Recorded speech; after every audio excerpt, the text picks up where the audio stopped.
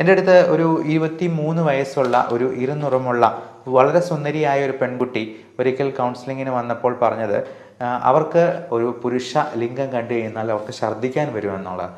അതാദ്യം സൗഹൃദമായി, പിന്നെ പ്രണയമായി, അങ്ങനെ പരസ്പരം അവർ ഒരുപാട് നേരം സംസാരിക്കുകയും അവർ പരസ്പരം പ്രണയബദ്ധരായി.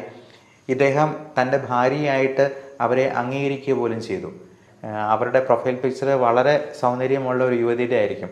അവർ വീഡിയോ കോൾ ചെയ്ത് അവർ നഗ്നത പ്രദർശിപ്പിച്ച്, എന്നാൽ ആ കോൾ റെക്കോർഡ് ചെയ്യപ്പെട്ട് അത് ബാക്കിയുള്ള ഫ്രണ്ട്സിനെല്ലാം അയച്ചു കൊടുക്കുമെന്ന് ഭീഷണിപ്പെടുത്തി പണം തട്ടുന്ന, അപ്പോൾ ഈ കണ്ണുകൾ അങ്ങോട്ടും ഇങ്ങോട്ടും മാറുന്നത് കാണുമ്പോൾ തന്നെ ആ കണ്ണുകളിൽ നോക്കി തന്നെ ഒരാളുടെ വ്യക്തിത്വം നമുക്ക് മനസ്സിലാക്കാനായിട്ട് പറ്റണം.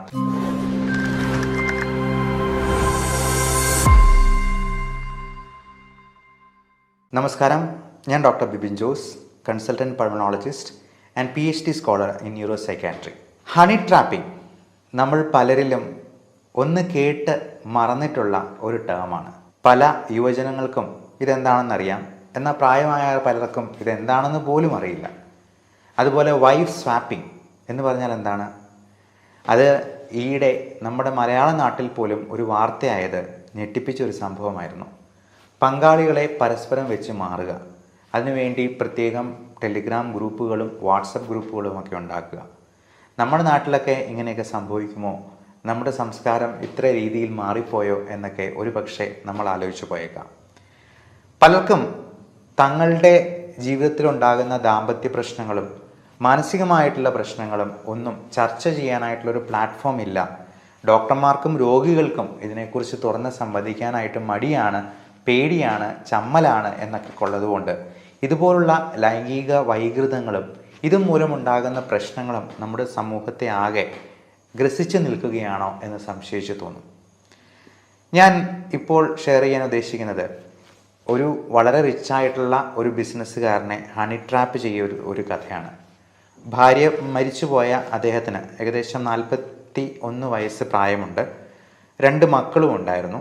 അപ്പോൾ ഗൾഫിൽ ജോലി ചെയ്തിരുന്ന സമയത്ത് അദ്ദേഹത്തിന് ഒരു ലേഡിയുടെ പക്കൽ നിന്നും വാട്സപ്പിൽ മെസ്സേജ് ആയിട്ട് വന്നു. എവിടുന്നോ വാട്സപ്പ് നമ്പർ കിട്ടി. അങ്ങനെ അതൊരു തുടക്കമായിരുന്നു. അതാദ്യം സൗഹൃദമായി, പിന്നെ പ്രണയമായി. അങ്ങനെ പരസ്പരം അവർ ഒരുപാട് നേരം സംസാരിക്കുകയും അവർ പരസ്പരം പ്രണയബദ്ധരായി. ഇദ്ദേഹം തൻ്റെ ഭാര്യയായിട്ട് അവരെ അംഗീകരിക്കുക പോലും ചെയ്തു. അങ്ങനെ ഇയാൾക്ക് കുറച്ച് പൈസ ഉണ്ടായിരുന്നത് എല്ലാം ഘട്ടം ഘട്ടമായിട്ട് അദ്ദേഹത്തിൻ്റെ സാലറിയിൽ ഒരു പങ്ക് പോലും ഈ സ്ത്രീക്ക് അയച്ചു കൊടുക്കുക പോലും ചെയ്തുകൊണ്ടിരുന്നു. എന്നാൽ കുറച്ച് നാൾ കഴിഞ്ഞപ്പോൾ ഇയാൾ ഞെട്ടലോടെ തിരിച്ചറിഞ്ഞു ഈ ഭാര്യ വിവാഹിതയും വേറെ 2 കുട്ടികളുടെ അമ്മയുമാണ് എന്നുള്ളത്. അപ്പോൾ അങ്ങനെ വന്നപ്പോഴത്തേക്കും ഇദ്ദേഹം വളരെ ഞെട്ടലോടെ തിരിച്ചറിഞ്ഞു തൻ്റെ പൈസ മുഴുവൻ നഷ്ടപ്പെട്ടതും. ഇയാൾ പിന്നെ വിളിച്ചിട്ടൊന്നും ഫോൺ എടുക്കുന്നില്ല, ഫോണിൽ കിട്ടുന്നില്ല. അങ്ങനെ അദ്ദേഹം വളരെ സാമ്പത്തികമായിട്ടും മാനസികമായിട്ടും തകർന്ന ഒരു അവസ്ഥയിലോട്ട് മാറിപ്പോവുകയും പിന്നീടാണ് ഇങ്ങനെ ഒരു കൗൺസിലിങ്ങിന് വേണ്ടി നമ്മുടെ സെൻറ്ററിലേക്ക് വരികയും ചെയ്തത്. അപ്പോൾ ഇങ്ങനെയുള്ള ഒരുപാട് കള്ളത്തരങ്ങൾ നമ്മുടെ സമൂഹത്തിൽ അരങ്ങേറുന്നുണ്ട് എന്നുള്ളത് നമ്മൾ മനസ്സിലാക്കിയിരിക്കുക. പലപ്പോഴും പല പേഴ്സണാലിറ്റി ഡിസോർഡേഴ്സും ഈ ആൾക്കാരെ പറ്റിക്കുക എന്ന് പറയുന്നത് തന്നെ ഇപ്പോൾ മറ്റൊരാളെ ദ്രോഹിച്ചുകൊണ്ട് സ്വയം പണം നേടിയെടുക്കുകയും അധികാരമുണ്ടാക്കുകയും അവർക്ക് എന്ത് തന്നെ പ്രശ്നമുണ്ടായെന്നാലും നമുക്കൊരു കൂസലുമില്ല എന്നുള്ള രീതിയിൽ ഒരു ലാക്ക് ഓഫ് എമ്പതിയോടുകൂടി പെരുമാറുന്നത് പോലും ഒരു പേഴ്സണാലിറ്റി ഡിസോർഡറാണ് എന്ന് നമുക്ക് പറയാം. അപ്പം ഇങ്ങനെയുള്ള നാർസിസിസ്റ്റ്, അതായത് സ്വന്തം കാര്യം നേടിയെടുക്കാൻ വേണ്ടി ഏത് രീതിയിൽ വേണമെങ്കിലും പ്രവർത്തിക്കാനായിട്ട് അവർക്ക് മടിയുണ്ടാവില്ല. അവർ ചിരിക്കുകയും കരയുകയും അഭിനയിക്കുകയും സ്നേഹം കാണിക്കുകയും കൊഞ്ചുകയും എല്ലാം ചെയ്തെന്ന് വരാം.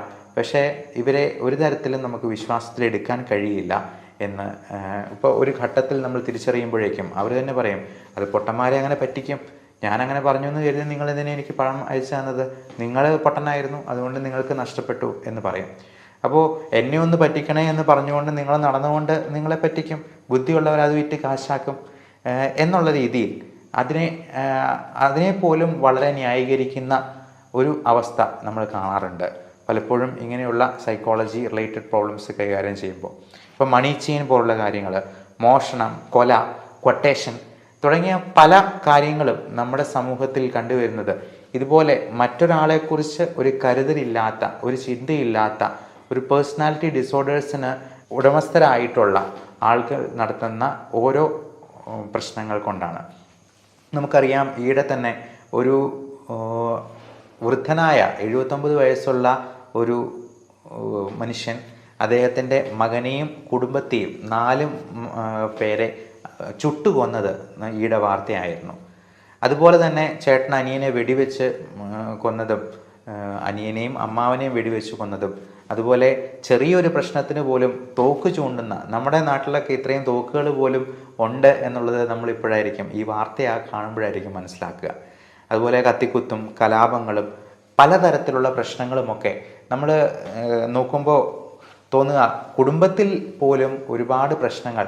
ഇതിപ്പോൾ ഒരു കൊലപാതകം നടക്കുമ്പോഴോ അല്ലെങ്കിൽ അടിയോ കുത്തുകേസോ ഒക്കെ ഉണ്ടാകുമ്പോഴാണ് അതൊരു വാർത്തയായി അത് നമ്മളിലേക്ക് എത്തുക, നമ്മൾ അറിയുന്നത് തന്നെ. എന്നാൽ അത് അറിയാതെ പോകുന്ന എത്രയോ പ്രശ്നങ്ങൾ 90% കുടുംബങ്ങളിലും ഇതുപോലുള്ള പല അസ്വാരസ്യങ്ങൾ നിമിത്തം പല പ്രശ്നങ്ങളുമുണ്ട് എന്നുള്ളത് നമുക്ക് മനസ്സിലാക്കാവുന്ന ഒരു കാര്യമാണ്. അപ്പോൾ ഇങ്ങനെയുള്ള നാർസിസ്റ്റിക് പേഴ്സണാലിറ്റിയോട് നമ്മൾ ഡീൽ ചെയ്യുമ്പോഴും വളരെയധികം ശ്രദ്ധിക്കണം. കാര്യം ഇങ്ങനെയുള്ളവർ ഈ ഹണി ട്രാപ്പിങ്ങിനൊക്കെ പലപ്പോഴും ഈ കോൾ റെക്കോർഡ് ചെയ്ത്, ഇപ്പോൾ വീഡിയോ കോൾ വഴി, ഇപ്പം വളരെ സുന്ദരിയായിട്ടുള്ള ഒരു പ്രൊഫൈലിൽ നിന്ന് അവരുടെ പ്രൊഫൈൽ പിക്ചർ വളരെ സൗന്ദര്യമുള്ള ഒരു യുവതിയുടെ ആയിരിക്കും, അവർ വീഡിയോ കോൾ ചെയ്ത് അവർ നഗ്നത പ്രദർശിപ്പിച്ച്, എന്നാൽ ആ കോൾ റെക്കോർഡ് ചെയ്യപ്പെട്ട് അത് ബാക്കിയുള്ള ഫ്രണ്ട്സിനെല്ലാം അയച്ചു കൊടുക്കുമെന്ന് ഭീഷണിപ്പെടുത്തി പണം തട്ടുന്ന, എന്നാൽ മറ്റു പല രീതിയിലും അക്കൗണ്ട് നമ്പർ കൊടുത്തിട്ട് എനിക്ക് വളരെ അത്യാവശ്യമായിട്ട് 5000 രൂപ വേണം, ഇന്ന നമ്പറിലോട്ട് അയച്ചു കൊടുക്കണമെന്ന് പറഞ്ഞ് എൻ്റെ ഒരു സുഹൃത്തിനെ പോലും ഞാനാണെന്ന് പറഞ്ഞ് ഈയിടെ മെസ്സേജ് അയച്ച് ഒരു 5000 രൂപയോളം അദ്ദേഹത്തിൽ നിന്ന് തട്ടിയെടുക്കുകയുണ്ടായി. അപ്പോൾ ഇങ്ങനെയുള്ള കാര്യങ്ങളെല്ലാം ഈ പറയുന്ന പേഴ്സണാലിറ്റി ഡിസോർഡേഴ്സ് ഉള്ള വ്യക്തികൾ ഇങ്ങനെ തക്കം പാർത്തിരിക്കുന്നു എന്നുള്ളത് നമ്മൾ മനസ്സിലാക്കേണ്ട ഒരു പ്രധാനപ്പെട്ട സംഗതിയാണ്. അപ്പോൾ ഇങ്ങനെയുള്ള ആളുകൾക്ക് അവരൊരു ക്രൈം നടത്തിയെന്നാലും പിടിക്കപ്പെടില്ല എന്നുള്ളൊരു കോൺഫിഡൻസ് ആയിരിക്കാം, അല്ലെങ്കിൽ അവർ വളരെ ബുദ്ധിമാനാണ്. ഇപ്പം പലപ്പോഴും ഈ കൊട്ടേഷനൊക്കെ കൊടുത്തിട്ടുള്ള ആൾക്കാർ ഞാനൊരു ക്രൈം നടത്തിയെന്നാൽ അത് ഒരു പോലീസിനും കണ്ടുപിടിക്കാൻ പറ്റില്ല എന്ന് വീരവാദം മുഴക്കുന്ന ഒരു രീതിയിലേക്ക് കാര്യങ്ങൾ മാറി മറിയുന്നത് നമുക്ക് തന്നെ കാണാവുന്നതാണ്. അപ്പോൾ ഇങ്ങനെയുള്ള മാക്കിവെലിനിസം എന്നാണ് അതിനെ പറയാം.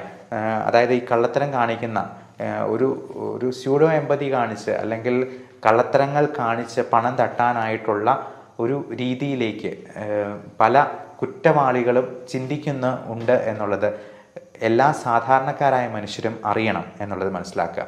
അപ്പോൾ ഇങ്ങനെയുള്ള ആളുകളൊക്കെ അവർക്കെതിരെ തെളിവുകൾ ഉണ്ടാകാതിരിക്കാൻ വളരെ ഹൈപ്പർ വിജിലൻ്റ് ആയിരിക്കും. ഇപ്പം നമുക്കൊരു വ്യക്തിയെ കാണുമ്പോൾ അവരുടെ കണ്ണുകൾ ചിലപ്പോൾ നമ്മളോട് സംസാരിച്ചെന്ന് വരാം.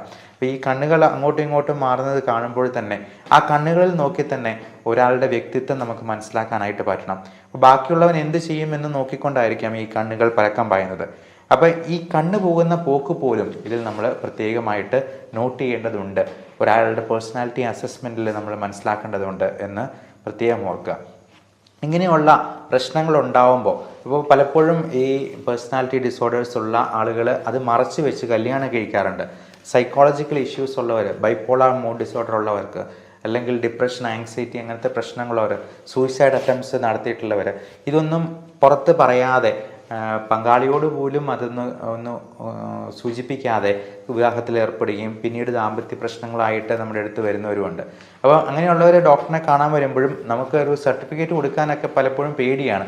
കാര്യം ഈ സർട്ടിഫിക്കറ്റിൻ്റെ ബേസിസിൽ ഇവർ ഭ്രാന്തിന് ട്രീറ്റ്മെൻറ്റ് എടുത്തിട്ടുണ്ട് എന്ന് പറഞ്ഞ് വിവാഹമോചനം പോലുള്ള കാര്യങ്ങളിലേക്ക് നീങ്ങാൻ ഇതുപോലുള്ള കള്ളത്തരക്കാരും ശ്രമിക്കാറുണ്ട് എന്നുള്ളതാണ് ഈ പേടിക്ക് ആധാരം. അപ്പോൾ ഇങ്ങനെയുള്ള കാര്യങ്ങളിലൊക്കെ നമ്മൾ ഒരു രജിസ്റ്റേർഡ് മെഡിക്കൽ പ്രാക്ടീഷണറിൻ്റെ കൺസൾട്ടേഷൻ, അവരുടെ അഡ്വൈസ് സ്വീകരിക്കണം എന്നുള്ളതിൻ്റെ ഇമ്പോർട്ടൻസ് ഈ മെഡിക്കോ ലീഗൽ കേസുകളിലും വളരെ പ്രധാനമാണ്. പലപ്പോഴും ഒരു ഡോക്ടറിനെ കൺസൾട്ടേഷൻ തേടിയിട്ടുണ്ടെന്നുണ്ടെങ്കിൽ അദ്ദേഹത്തിന് കൃത്യമായിട്ടുള്ള ഇവാലുവേഷൻ നടത്താൻ പറ്റിയിട്ടുണ്ട് എന്നുള്ളത് കൊണ്ട് തന്നെ അതൊരു തെളിവായി, ഒരു ഡോക്യുമെൻ്റായിട്ട് അവിടെ അവശേഷിക്കും. അത് നമുക്ക് വേണ്ടി സംസാരിക്കും എന്നുള്ളത് മനസ്സിലാക്കുക. അതേപോലെ തന്നെ പലതരത്തിലുള്ള ഞരമ്പ് രോഗങ്ങളും, OCD, ഒബ്സസീവ് കമ്പൾസീവ് ഡിസോർഡർ എന്ന് പറയുന്നത് ചിലപ്പോൾ ഈ സെക്ഷൽ ഇൻ്റർകോഴ്സിൽ ഒരു അറപ്പായിട്ട് മാറിയെന്നാൽ ഈ സെക്സിനോടൊരു വെറുപ്പായിട്ട് തോന്നാനായിട്ടുള്ള സാധ്യതയുണ്ട്. എൻ്റെ അടുത്ത് ഒരു 23 വയസ്സുള്ള ഒരു ഇരുനിറമുള്ള വളരെ സുന്ദരിയായ ഒരു പെൺകുട്ടി ഒരിക്കൽ കൗൺസിലിങ്ങിന് വന്നപ്പോൾ പറഞ്ഞത് അവർക്ക് ഒരു കറുപ്പ് നിറമുള്ള ഒരു പുരുഷ ലിംഗം കണ്ടു കഴിഞ്ഞാൽ അവർക്ക് ഛർദ്ദിക്കാൻ വരുമെന്നുള്ളത്. അതുകൊണ്ട് തന്നെ അവരുടെ ദാമ്പത്യ ജീവിതത്തിൽ വളരെയധികം പ്രശ്നങ്ങൾ ഉണ്ടാകുകയും അതുകൊണ്ടാണ് ഇവർ കൗൺസിലിങ്ങിന് വരികയും ചെയ്തത്. ഇതേപോലെ തന്നെ ഒരു പെൺകുട്ടി സ്കൂളിൽ നിന്ന് സ്കൂൾ കഴിഞ്ഞിട്ട് പോകുന്ന വഴിക്ക് ഒരു ലൈംഗിക വൈകൃതമുള്ള ഒരു മനുഷ്യൻ എക്സിബിഷനിസം അവരുടെ പുരുഷ അവയവം പ്രദർശിപ്പിച്ച് നിന്നതിൽ പിന്നെ അതിനോട് വളരെ അവേഷം തോന്നുകയും പിന്നെ പഠിക്കാൻ പോകുന്നില്ല എന്ന് പറഞ്ഞ് അതിന് ഒരു സൊല്യൂഷൻ തേടി നമ്മുടെ അടുത്ത് വരികയും ഉണ്ടായ ഒരു സാഹചര്യമുണ്ടായി. അപ്പം പലപ്പോഴും ഇത് കുട്ടികൾ അവരുടെ അച്ഛനമ്മമാരോട് പോലും തുറന്നു പറയാത്ത ഒരു രീതിയിൽ അത് മാറുമ്പോഴേക്കും അതിന് കൃത്യമായിട്ടുള്ളൊരു ഇവാലുവേഷൻ നടത്തി അതിന് വേണ്ട ട്രീറ്റ്മെൻറ്റ് കൈക്കൊള്ളാനായിട്ട് അച്ഛനമ്മമാരും പ്രത്യേകം ശ്രദ്ധിക്കണം. അപ്പോൾ ഇങ്ങനെയുള്ള എക്സിബിഷനിസം ഉണ്ടാകുമ്പോൾ അതിനുള്ള സൊല്യൂഷൻ എന്താണെന്നുള്ളതും കൂടി നമ്മൾ മനസ്സിലാക്കിയിരിക്കുക. അപ്പോൾ പെൺകുട്ടികൾ അമ്മമാരോട് ഇത് പറയുകയാണെങ്കിൽ ആ എക്സിബിഷനിസം കാണിക്കുന്ന ഒരു വ്യക്തിയുടെ അടുത്ത് നമ്മൾ അങ്ങോട്ട് അടി കൊടുക്കാനോ അല്ലെങ്കിൽ അതിന് റിയാക്ട് ചെയ്യാനോ പോകല്ല. അത് കണ്ടു കഴിഞ്ഞാലും ഒരു റിയാക്ഷനും ഇല്ലാതെ അവിടെ നിൽക്കുക എന്നുള്ളതാണ് അതിന് ചെയ്യേണ്ടത്. അപ്പം അതേസമയം നമ്മൾ പേടിക്കുന്നതായിട്ടോ അല്ലെങ്കിൽ അതിന് എന്തെങ്കിലും അത്ഭുതം കൂറുന്ന എന്തെങ്കിലും ഒരു തരത്തിലുള്ള റിയാക്ഷൻ കാണുമ്പോൾ ഈ പേടി കാണുന്നതാണ് അവർക്ക് കൂടുതലായിട്ടുള്ള സെക്ഷൽ സ്റ്റിമുലേഷൻ കൊടുക്കുന്നത്. അപ്പോൾ ആ പേടി കാണാൻ വേണ്ടി വീണ്ടും വീണ്ടും അത് ചെയ്തു എന്ന് വരും. അപ്പം ഇതിനെ നോ റിയാക്ഷൻ നോ റെസ്പോൺസ് ആയിട്ട് കണ്ടെന്നാലും ഒരു ഭാവഭേദവും ഇല്ലാതെ അങ്ങ് നടന്നു പോവുക എന്നുള്ളതാണ് അതിന് കൊടുക്കേണ്ട സൊല്യൂഷൻ. അപ്പോൾ അമ്മമാരാണെങ്കിലും പെൺകുട്ടികളുടെ അടുത്ത് പറഞ്ഞു കൊടുക്കേണ്ടതാണ്. അപ്പോൾ ഇങ്ങനെയുള്ള ഈ അറപ്പ് ഈ OCD നിന്ന് ഒബ്സസീവ് കമ്പൾസീവ് ഡിസോർഡർ എന്ന് പറയുന്നത് നമ്മൾ റിപ്പീറ്റഡ് ആയിട്ട് കൈ കഴുകുന്നതും കാല് കഴുകുന്നതും ഒരു ചെറിയ പൊടി പോലും ഇല്ലാതെ സൂക്ഷിക്കുന്നത് മാത്രമല്ല, ഇതുപോലുള്ള ഈ OCDയുടെ പല ടൈപ്പുകളുണ്ട്. അപ്പോൾ അതിലൊന്നാണ് ഈ സെക്സിനോടുള്ള അറപ്പ്. അപ്പം പുരുഷന്മാർക്കും അതുണ്ടാകാം. അപ്പോൾ സ്ത്രീയുടെ ലൈംഗിക അവയവം കാണുമ്പോൾ അതിനോട് അറപ്പ്, ഇപ്പം അതിൻ്റെ സെക്രീഷൻസിനോടാകാം, അല്ലെങ്കിൽ ആ തുപ്പലിനോടോ വേർപ്പിനോടോ അല്ലെങ്കിൽ അതിലെ എന്തിനോട് വേണമെങ്കിലും ഒരു അറപ്പ് ജനിച്ചു കഴിഞ്ഞാൽ ഇപ്പോൾ ഈ ദാമ്പത്യ പ്രശ്നങ്ങളിലേക്ക് അത് വഴിതെളിക്കാനായിട്ടും അത് വലിയൊരു പ്രശ്നമായി മാറാനും സാധ്യതയുണ്ട്. അപ്പോൾ ഇങ്ങനെയുള്ള കാര്യങ്ങളൊക്കെ തുറന്ന് സംസാരിക്കാനായിട്ട് രോഗികളും ഡോക്ടർമാരും തയ്യാറാവണം എന്നുള്ളതാണ് ഇതിൽ പ്രത്യേകം ഓർമ്മിപ്പിക്കാനായിട്ടുള്ളത്. അപ്പോൾ ഇതിന് ഒരു ട്രെയിൻഡ് സൈക്കോളജിസ്റ്റിനെ തന്നെ കണ്ട് അതിന് വേണ്ട മാർഗനിർദ്ദേശങ്ങൾ സ്വീകരിക്കാനായിട്ട് പ്രത്യേകം ശ്രദ്ധിക്കുക. ഇതുപോലുള്ള പ്രശ്നങ്ങളുള്ളപ്പോൾ അപ്പോൾ നമ്മളിത് മറച്ചു പിടിച്ചിട്ട് ഒരു വിവാഹത്തിലേക്ക് ആ പെൺകുട്ടിയോ അല്ലെങ്കിൽ ആൺകുട്ടിയോ ആണെങ്കിലും നമ്മൾ തള്ളിവിടുന്നതിന് പകരം അതിനെ കൃത്യമായി അഡ്രസ്സ് ചെയ്ത്, അതായത് പരസ്പരം തുറന്ന് സംസാരിച്ച് മാത്രം വിവാഹ ജീവിതത്തിലേക്ക് പോകാനായിട്ട് പ്രത്യേകം ശ്രദ്ധിക്കുക. അല്ലെന്നുണ്ടെങ്കിൽ പലപ്പോഴും ഇങ്ങനെയുള്ള ലൈംഗിക വൈകൃതങ്ങളും മാനസിക പ്രശ്നങ്ങളും ഒക്കെ ഒളിപ്പിച്ച് വെച്ച് വിവാഹ ജീവിതത്തിലേക്ക് കടക്കുമ്പോൾ അത് ഒരു തികഞ്ഞ പരാജയമാവുകയും പലപ്പോഴും പെൺകുട്ടികളെ ഒഴിവാക്കാനായിട്ട് കല്യാണം കഴിച്ച് അയക്കുന്ന ഒരു രീതി പോലും കാണാറുണ്ട്. അത് കഴിഞ്ഞ് പിന്നെ ഫോൺ വിളിച്ചു കഴിഞ്ഞാൽ അവരുടെ വീട്ടുകാരെ എടുക്കുക പോലും ഇല്ലാത്ത ഒരവസ്ഥയിലേക്ക് മാറിപ്പോകാറുണ്ട്. അപ്പം പലപ്പോഴും അന്വേഷിച്ച് കഴിയുമ്പോഴായിരിക്കും അവരുടെ ബന്ധുക്കൾക്കും ഇതുപോലുള്ള മാനസിക പ്രശ്നം ഉണ്ടായിരുന്നു. പലപ്പോഴും ഈ പെൺകുട്ടി തന്നെ സൂയിസൈഡ് അറ്റംപ്റ്റ്സ് നടത്തിയിട്ടുണ്ടെന്നുള്ളതും ഒക്കെ മനസ്സിലാക്കുക. അപ്പോൾ ഈ സൂയിസൈഡ് ചെയ്യും എന്ന് പറയുന്നവർ അത് ചെയ്യാനായിട്ടുള്ള സാധ്യതയും ഏറെയാണ്. എന്നാൽ ബൈപ്പോളാർ ഡിസോർഡർ ഉള്ള ചില ആൾക്കാർ പേടിപ്പിക്കാനായിട്ട് അല്ലെങ്കിൽ പേഴ്സണാലിറ്റി ഡിസോർഡറുള്ള ബോർഡർ ലൈൻ പേഴ്സണാലിറ്റി ഡിസോർഡറുള്ള ആളുകൾ ചുമ്മാ പേടിപ്പിക്കാൻ വേണ്ടി ഇങ്ങനെ കാണിക്കുന്നതും കണ്ടുവരാറുണ്ട്. അപ്പം ഇത് രണ്ട് തരത്തിലുമുണ്ട്. അപ്പോൾ ഇങ്ങനെയുള്ള പ്രശ്നങ്ങളെ ഏറ്റവും പെട്ടെന്ന് തന്നെ കണ്ടെത്തി തിരിച്ചറിഞ്ഞ് അത് മനസ്സിലാക്കി അതിന് വേണ്ട ട്രീറ്റ്മെൻറ്റ് കൊടുക്കാനായിട്ട് പ്രത്യേകമായിട്ട് ശ്രദ്ധിക്കുക. അപ്പോൾ ഇങ്ങനെയുള്ള കാര്യങ്ങളെപ്പറ്റി എന്തെങ്കിലും സംശയങ്ങളുണ്ടെങ്കിൽ നിങ്ങൾക്ക് മുകളിൽ കാണുന്ന നമ്പറിൽ കോൺടാക്റ്റ് ചെയ്യുകയോ വാട്സപ്പ് ചെയ്യുകയോ ചെയ്യാവുന്നതാണ്. എന്തെങ്കിലും തരത്തിലുള്ള പ്രശ്നങ്ങളുണ്ടെങ്കിൽ അതിന് ഒരു സൂയിസൈഡോ അല്ലെങ്കിൽ എന്തെങ്കിലും ഒളിച്ചോട്ടമോ അല്ല, ഇതിന് കൃത്യമായിട്ടുള്ള സൊല്യൂഷൻ ഉണ്ട് എന്നുള്ളത് ഉറച്ച് വിശ്വസിച്ച് അതിന് വേണ്ട ട്രീറ്റ്മെൻറ്റ് കൈക്കൊള്ളാനായിട്ട് പ്രത്യേകം ശ്രദ്ധിക്കുക. എല്ലാവർക്കും നല്ല മാനസിക ശാരീരിക ആരോഗ്യം ആശംസിക്കുന്നു. നന്ദി, നമസ്കാരം.